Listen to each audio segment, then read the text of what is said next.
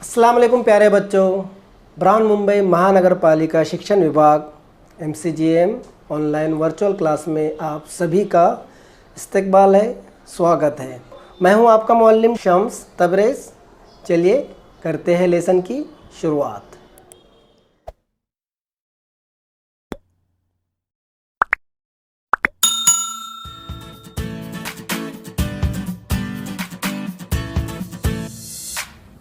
चलिए बच्चों, लेकर आ गया हूँ मैं आपके लिए एक नया और फ्रेश वीडियो।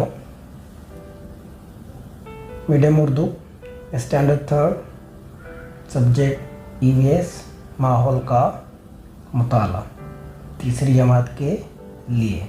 और आज का हमारा टॉपिक है और बॉडी, हमारा जिस्म। सबक नंबर 15 हमारा जिस्म। और आज हम देखने वाले हैं इसका पार्ट 2 हिस्सा 2।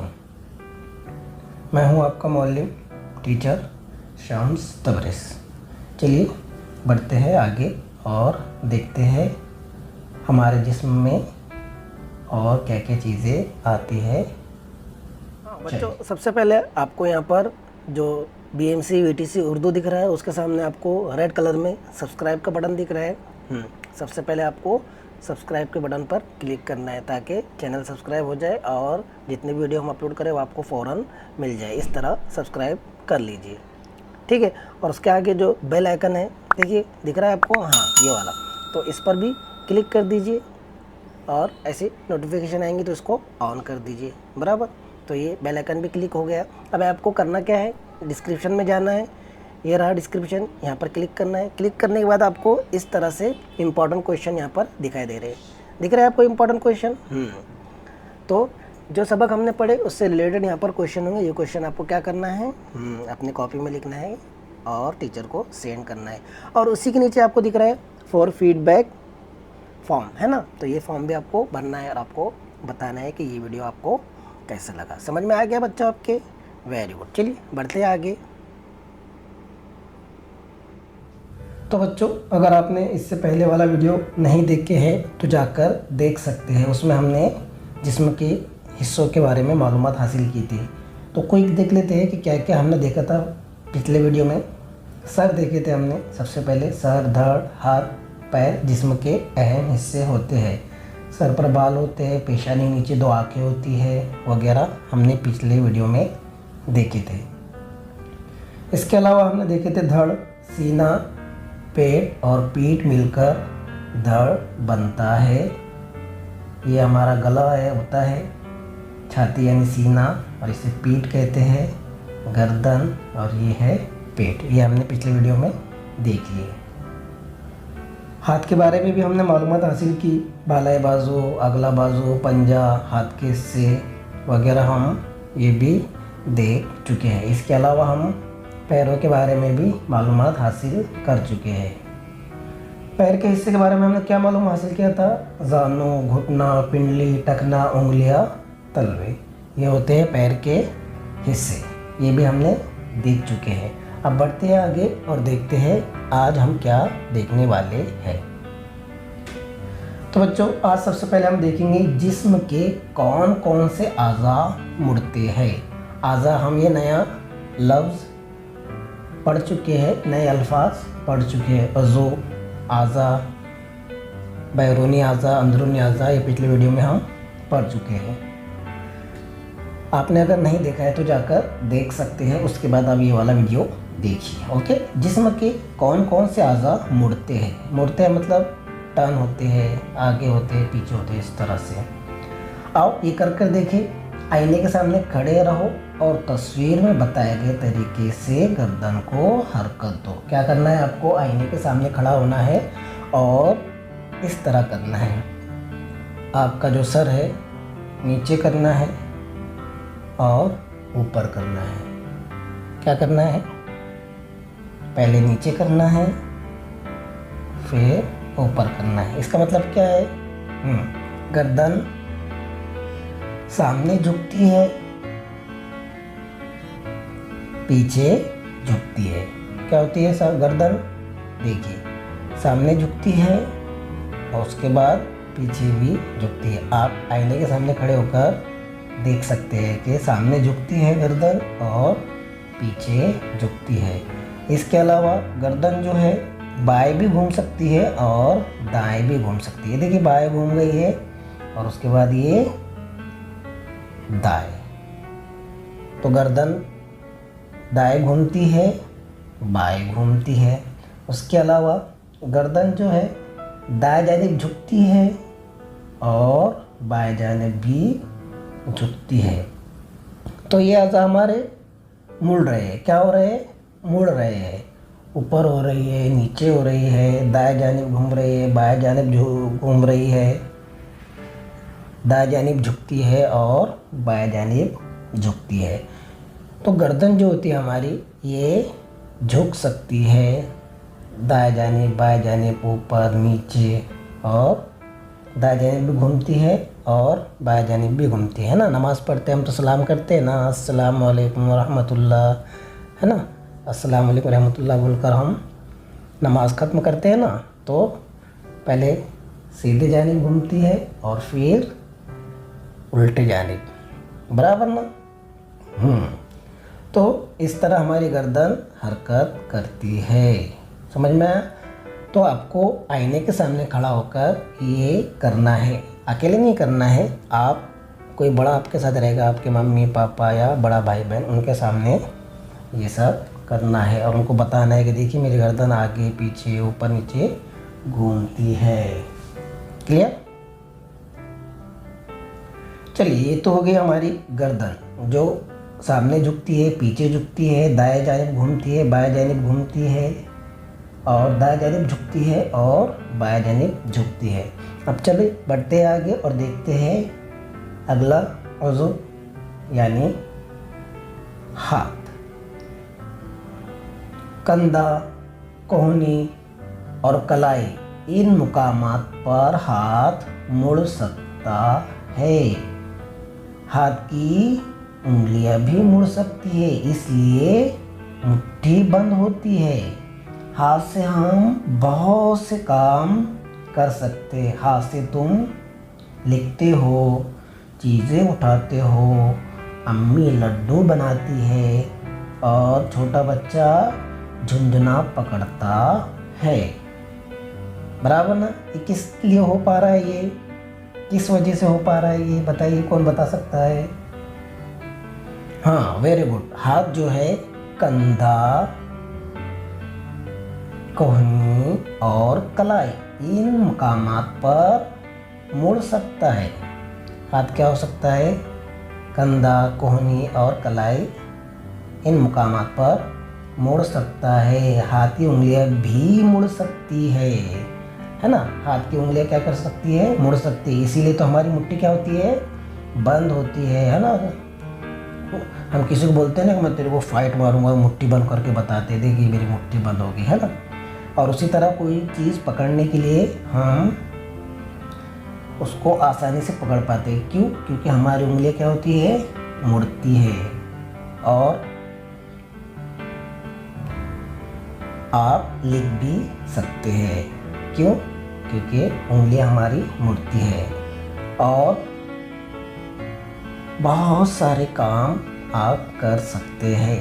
किस लिए? क्योंकि कंधा, कोहनी और कलाई, इन मुकामात पर हाथ मुड़ता है और उंगलियां भी मुड़ती है। बराबर ना। अगर ये उंगलियां और हाथ कंधा, कोहनी और कलाई के मुकामात से ना मुड़े तो हमारा हाथ कैसा हो जाएगा?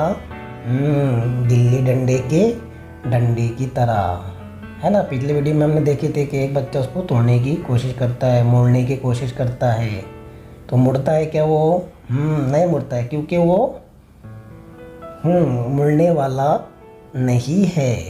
अगर उसको मोड़ेंगे तो वो क्या हो जाएगा? टूट जाएगा।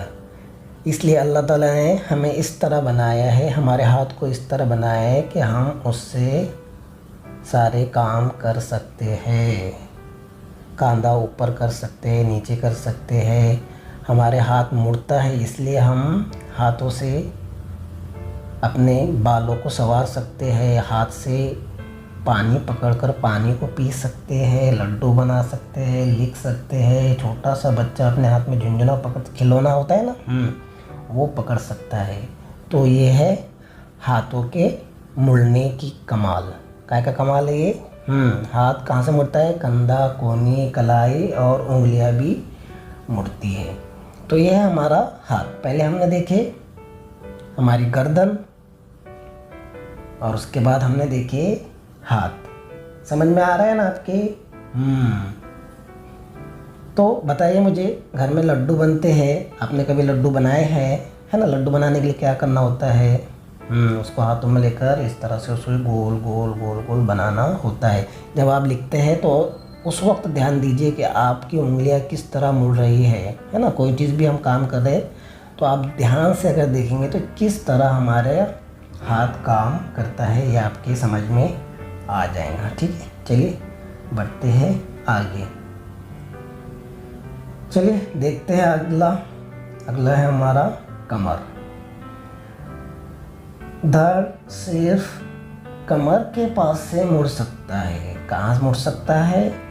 देखिए, अगर कोई चीज़ नीचे गिर जाए और हम उसको उठाने के लिए झुके तो कौन से मुकाम से झुकेंगे? कमर के मुकाम से, है ना? अगर हमारी कमर मुड़ ना पाए तो हम एक लकड़ी की जैसे हो जाएगी। लकड़ी कैसी होती है? एकदम स्ट्रेट, ना मुड़ती है ना झुकती है, टूट जाती है। तो ये अल्लाह ताला की बहुत बड़ी नेमत है कि उसने हमें इस तरह बनाया। धड़ सिर्फ कमर के पास से मुड़ सकता है, इसलिए हम नीचे झुक सकते हैं, जिसकी वजह से हमारे बहुत से काम आसान हो जाते हैं। नीचे गिरी हुई चीज़ उठा सकते हैं, जूते के फीते बांध सकते हैं, खेलते वक्त तकलीफ नहीं होती है। ऐसे बहुत सारे काम हैं। अगर आपको लेटना है तो पहले आप बैठते हैं, उसके बाद लेटते हैं, बराबर ना? मान लो आपकी कमर मुड़ नहीं सकती तो आप लेटेंगे कैसा? खड़े खड़े गिरना पड़ेगा आपको, बराबर ना?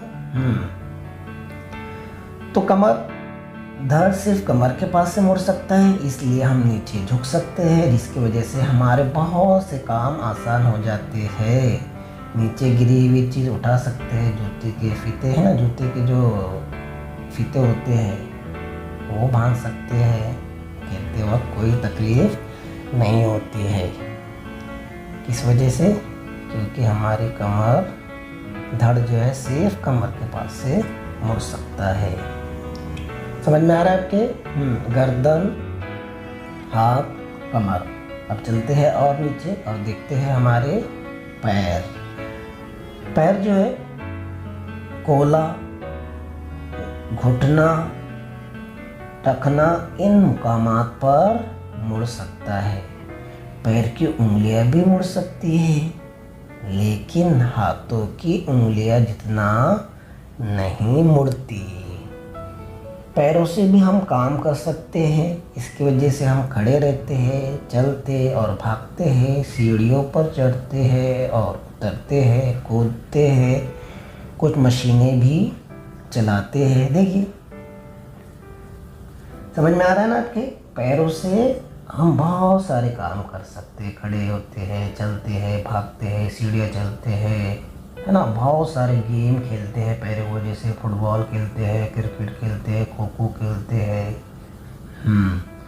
कूदते हैं, मशीनें चलाते हैं, है ना?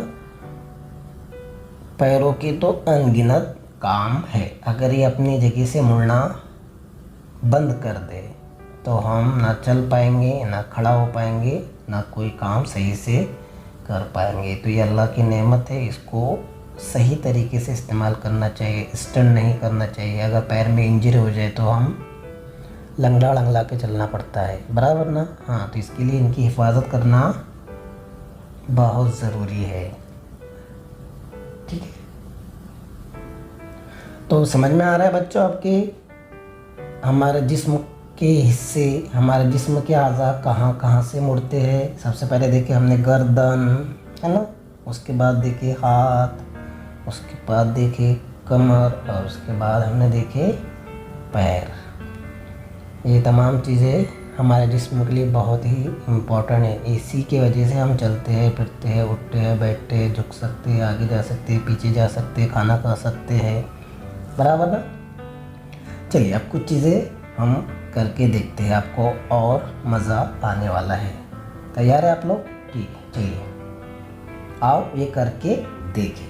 बहुत ही इंटरेस्टिंग गेम है ये, आप लोग ज़रूर घर में ये अपने पेरेंट्स के साथ, अपने भाई बहनों के साथ खेलिए। एक काम कई तरीके। एक दिन तुमने तय कर लिया कि मुंह से बिल्कुल नहीं बोलोगे। आपने तय कर लिया कि आज मैं अपने मुंह से कुछ भी नहीं बोलूँगा, इसलिए सामने वालों से इशारे से ही बात करना है। क्या करना है आपको? इशारों से बात करना है, हाथों के इशारे से बात करना है या फिर अपने बॉडी के इशारों से काम करना है, बात करना है।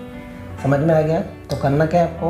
आपने क्या तय किए कि आज मैं मुंह से कुछ नहीं बोलूँगी और सारी बात मैं इशारों से करूँगी। ओके, चलिए। तो सबसे पहले तुमसे पूछा गया जाओ या रुको। आपसे आपके दोस्त ने पूछा कि मैं जाऊँ या रुको। आपको उसको इशारे से कहो रुको। आपको उसको इशारे से कहना है रुको। तो किस तरह कहेंगे आप? बताइए जल्दी। इशारों से किस तरह बोलेंगे बताइए? वेरी गुड, इस तरह बोलेंगे? नहीं, जाओ मत, रुको। आपको मुंह से तो बोलना नहीं है, बराबर ना। हाँ, आपको इशारों से बोलना है। हाँ भाई रुक जा, हाथ से इशारा करते हैं ना हम, इस तरह। ओके, चलिए अगला देखते हैं। अगला इशारा आपको क्या करना है? तुमसे पूछा गया कि सालन कैसा है। तुमको पूछा गया कि आज जो सालन बना है, आज जो डिश बनी है खाने में, वो कैसी है। इशारों से कहो सालन बहुत अच्छा पका, एकदम मस्त बना है, आज का खाना बहुत अच्छा बना है। आपको इशारों से बताना है। ये किस तरह बताएंगे आप? जल्दी बताओ इशारों में। क्या आपको बताना है एकदम कड़क मस्त खाना बना था, शानदार, एक्सलेंट। तो कैसा बताएंगे आप? बताइए, जल्दी जल्दी बताइए। Very good. तो इस तरह बताना है, एकदम मस्त, है ना। इस तरह से इशारा करके आप बता सकते हैं, बराबर ना। यहाँ पर आप ध्यान दे रहे हैं ना किस तरह इशारे कर रहे हैं, है ना। कौन सी चीज़ों का यहाँ पर इस्तेमाल हो रहा है, किस तरह मुड़ रहा है हाथ। Very good. चलिए बढ़ते हैं आगे और देखते हैं। और एक चीज़ तुमसे कहा गया बिल्ली बीमार है। इशारों से पूछो उसे क्या हुआ। किस तरह इशारा करेंगे आप? बिल्ली बीमार है। आपको पूछना है कि उसे क्या हुआ है, तो कैसे पूछेंगे आप? Very good. इस तरह इशारा आप कर सकते हैं, क्या हुआ। आप मुंह से बोलने वाले हैं क्या? नहीं, आपको सिर्फ इशारे से बोलना है। अगला देखते हैं। तुमसे पूछा गया हवा कैसी है। इशारे से कहो सर्दी लग रही है। कैसे बताएंगे? अब सर्दी का मौसम चल रहा है ना। इशारों से बताओ कि सर्दी लग रही है। बताइए किस तरह बताएंगे आप? हो इस तरह करेंगे। ये देखिए यहाँ पर यह है सर्दी का इशारा। समझ में आया? हमने ज़बान का, मुंह का इस्तेमाल नहीं करे, फिर भी हमने इशारों से सामने वाले का सवाल का जवाब दिए, है ना, अपने हाथों के ज़रिए, अपने बॉडी के इशारों के ज़रिए, है ना।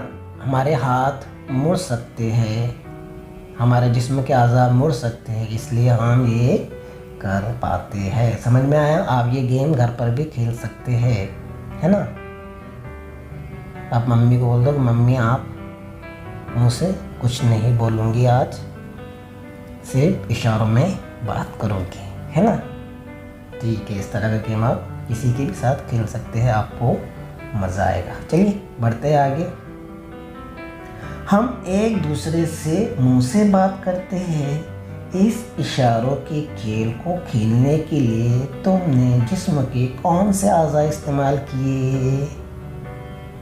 बताइए। मैं तो बता चुका हूँ आपको। हाँ, वेरी गुड। हाथों का इस्तेमाल किए, है ना, और अपने बॉडी का इस्तेमाल किए। लास्ट वाले में सर्दी लग रही है ना, वहाँ पे भी ज़्यादा हाथों का इस्तेमाल हुआ है और पूरी बॉडी का भी इस्तेमाल हुआ है।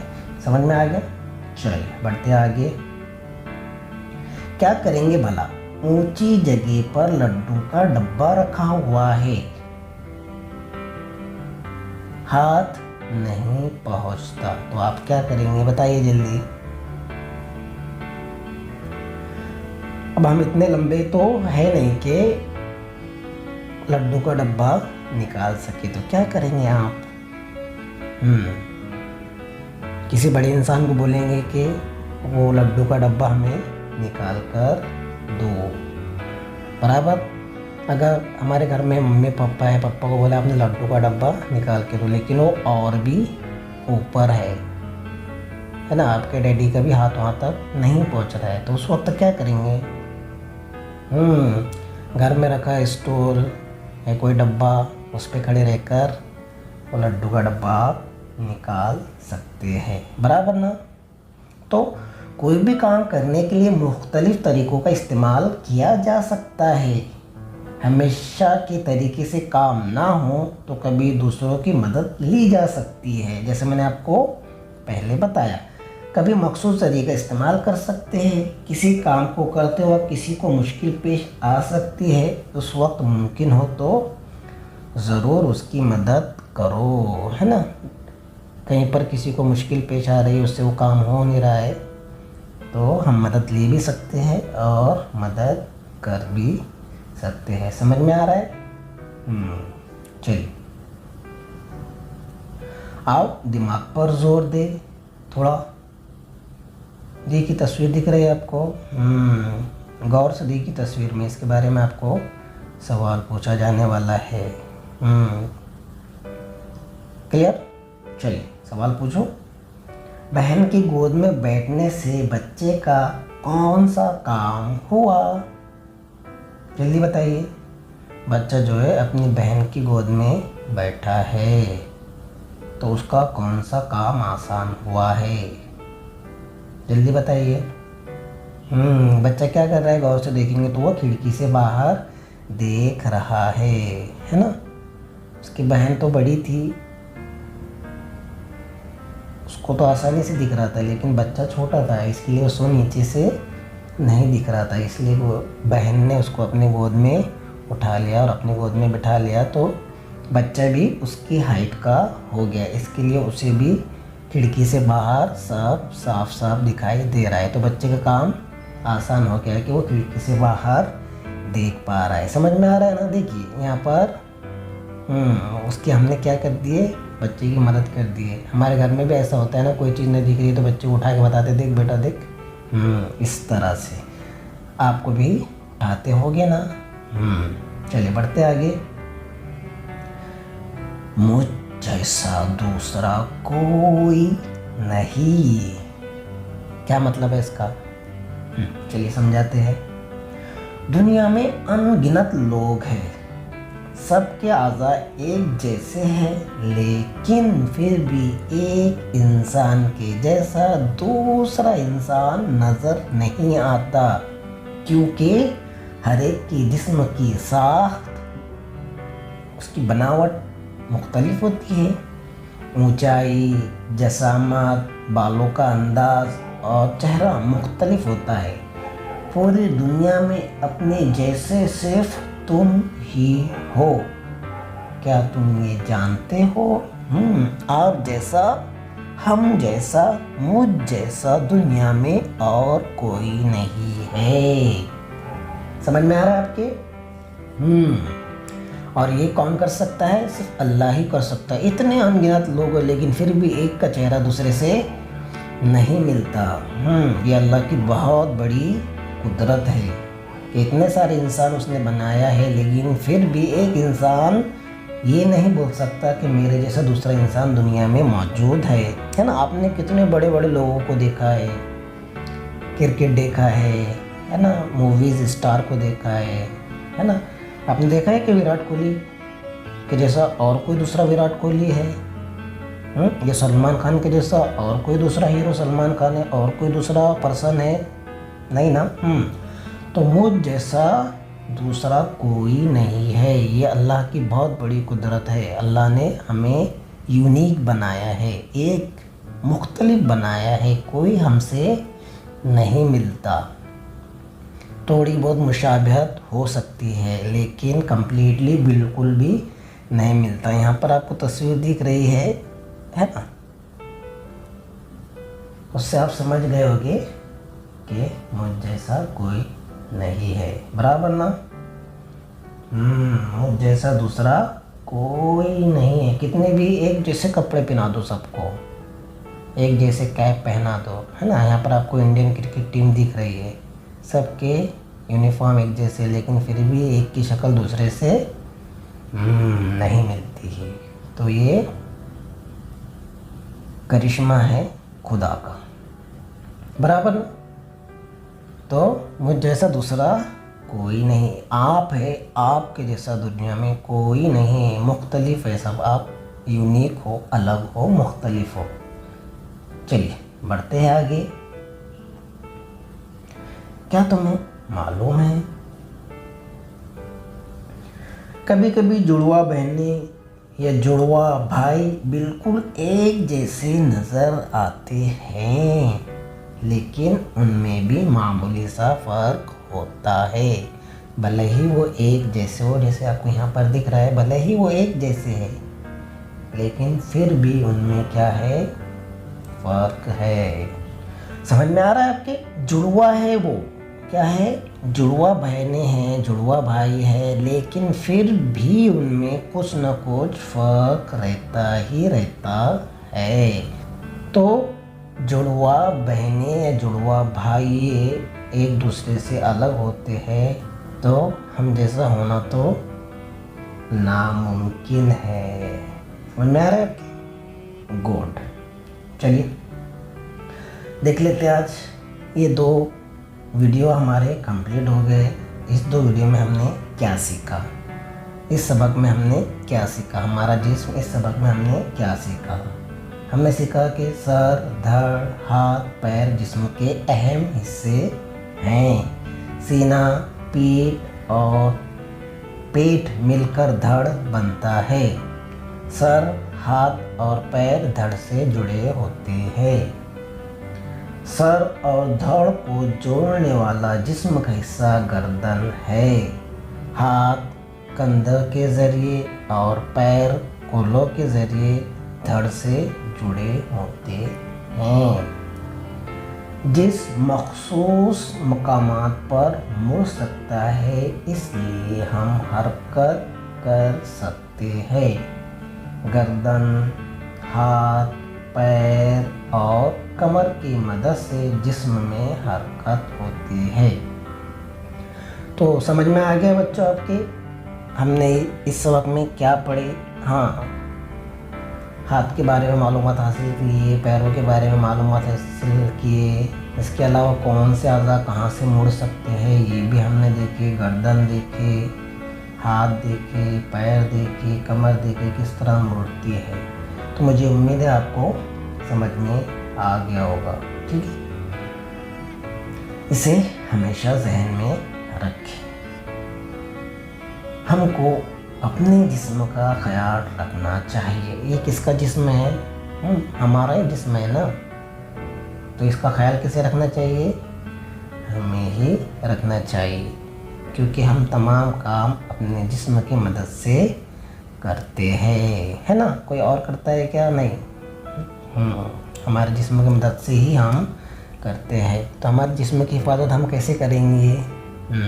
कैसे करेंगे बताइए। जैसे मैंने आपको बताया कि पैरों की हिफाजत हम इस तरह करेंगे कि हम कोई स्टंट ना करें, कहीं से ऊंची जगह से ना कूदे, है ना।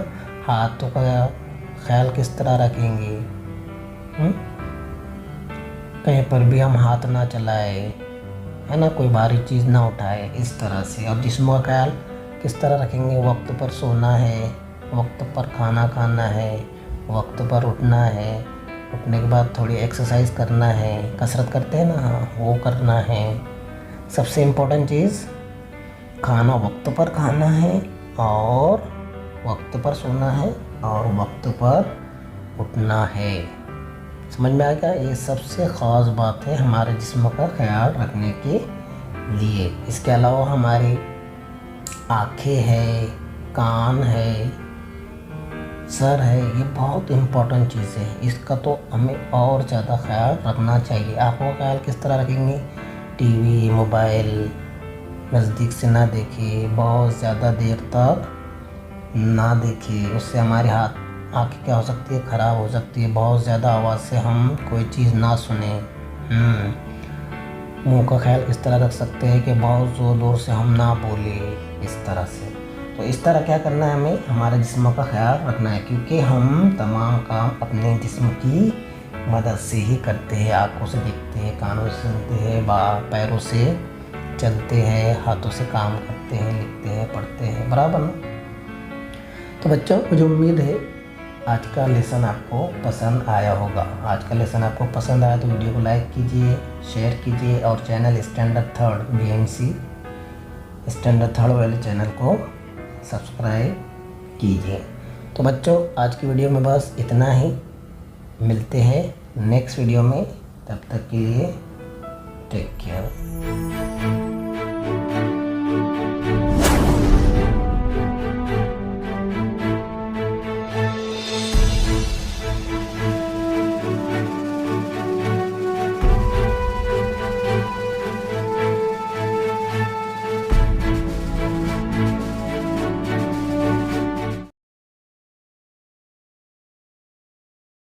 तो बच्चों, मुझे उम्मीद है आपको आज का लेसन पसंद आया होगा।